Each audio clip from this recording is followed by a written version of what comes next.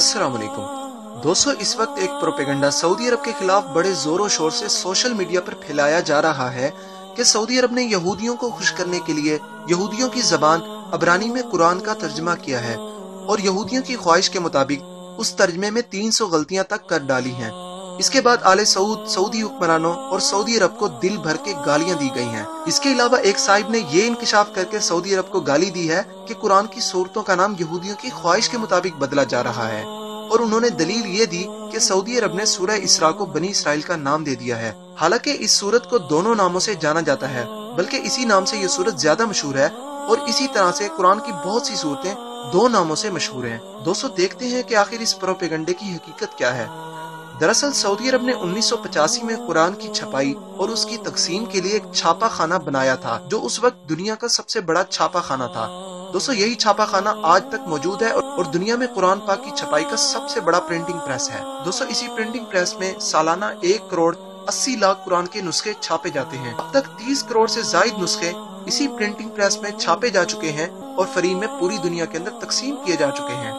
इस छापा खाने में सादा कुरान दुनिया की 74 जबानों में तर्जमे के साथ और कुछ जबानों में तफसीर के साथ छापा जाता है और कुरान के इन नुस्खों को दुनिया भर से सऊदी अरब में हज और उम्रे पर आने वाले जायरीन को तकसीम किया जाता है। इसके अलावा बैरूनी ममालिक में मौजूद सऊदी सफारत खानों के जरिए भी इन कुरान पाक के नुस्खों को पहुँचाया जाता है।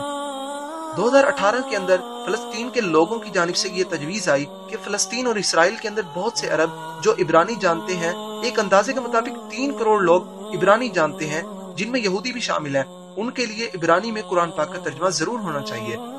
दोस्तों, इब्रानी में तर्जमा के लिए डॉक्टर असद निमर बसूल का नाम पेश किया गया, जो कि फलस्तीन से ताल्लुक रखते हैं और फलस्तीनी हैं। दोस्तों, डॉक्टर असद ने इब्रानी जबान और अदब में PhD की है और अल कुदस यूनिवर्सिटी में लेक्चरर भी हैं। तर्जमा करने के बाद उस पर नजरसानी डॉक्टर तिसीर हसन मोहम्मद अल अज़ाम ने की है, जो कि उर्दन से ताल्लुक रखते हैं। दोस्तों, डॉक्टर तिसीर हसन भी इब्रानी जबान और अदब में PhD बगदाद यूनिवर्सिटी से कर चुके हैं। दोस्तों, गुज़श्ता साल बड़ी तादाद में यही कुरान पाक के नुस्खे तकसीम किए गए, लेकिन किसी तरफ से कोई शिकायत नहीं आई। अभी हाल ही में अलाउद्दीन अहमद नाम के एक फलस्तीनी ने अपनी तरफ से कुछ गलतियों को इकट्ठा किया और खारजियों की एक वेबसाइट अश-शहाब ने इसे नशर कर दिया। हालांकि किसी भी नुस्खे और किताब में गलती होने की सूरत में उसे मुतरजम या अकेडमी को बताया जाता है और उनसे ये गलती दूर करने का कहा जाता है। लेकिन सवाल ये है कि जिस शख्स ने तर्जमे में 300 गलतियों का दावा किया है, क्या वो सही है?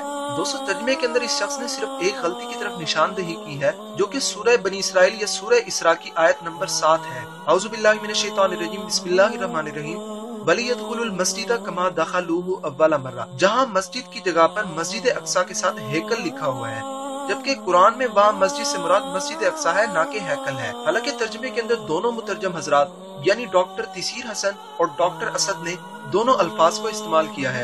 एक को ब्रैकेट के अंदर लिखा है, जबकि एक को ब्रैकेट से बाहर लिखा है, सिर्फ इसलिए कि हैकल से मुतल्लिक यहूदियों को इस जगह के बारे में जल्दी समझ आ जाए कि अगर मुतरजम ने जानबूझकर गलती की है तो उसका खमियाजा उसे भुगतना पड़ेगा।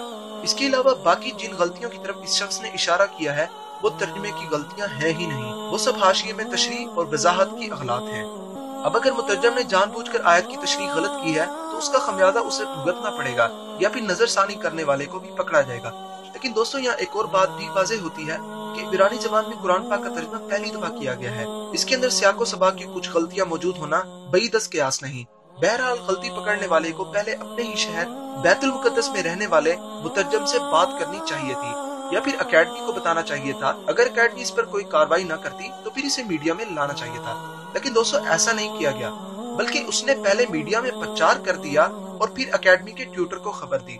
फिर भी जिसने इस गलतियों की तरफ रहनुमाई की है, अकेडमी ने उसका शुक्रिया अदा किया, बल्कि अबरानी जबान के इस नुस्खे को भी हज़फ कर दिया है और ऐलान किया है कि वो अनकरीब कुरान पाक के अबरानी तर्जमे को दोबारा से शाया करेंगे कि जो गलतियों से पाक होगा और यहूदियों तक दीन की दावत पहुंचाने में मददगार साबित होगा। और ताज़ा खबर ये है कि ये दूसरा नुस्खा भी शाया होकर मार्केट में आ चुका है। इसके अलावा इस शख्स ने जो गलतियां पेश की हैं, उन पर शाफात कुरान अकेडमी ने एक कमेटी बनाकर सारी बात उसके सामने रखी है। लेकिन दोस्तों, गलती पकड़ने वाले के इस सारे तर्जुमेल से ये जरूर लगता है कि उस शख्स का मकसद नेक नहीं था, बल्कि सऊदी अरब और कुरान अकेडमी को बदनाम करना था, क्योंकि उसने बाद में जैसे ही अकेडमी को खबर की, अकेडमी फौरन हरकत में आकर उस पर कार्रवाई करना शुरू हो गई और सबसे पहले अकेडमी ने अपनी वेबसाइट से उस नुस्खे को डिलीट किया।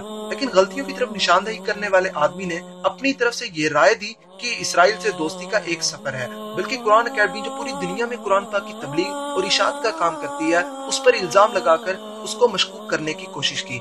दोस्तों, नियतों का हाल अल्लाह ताला जानता है। दोस्तों, ये थी तमाम हकीकत जो कुरान पाक के इब्रानी ज़बान के तर्जुमे के मुतालिक सोशल मीडिया पर गर्दिश कर रही थी, और इस खबर पर जो हमने तहकीक की वो हमने आपके सामने रख दी है।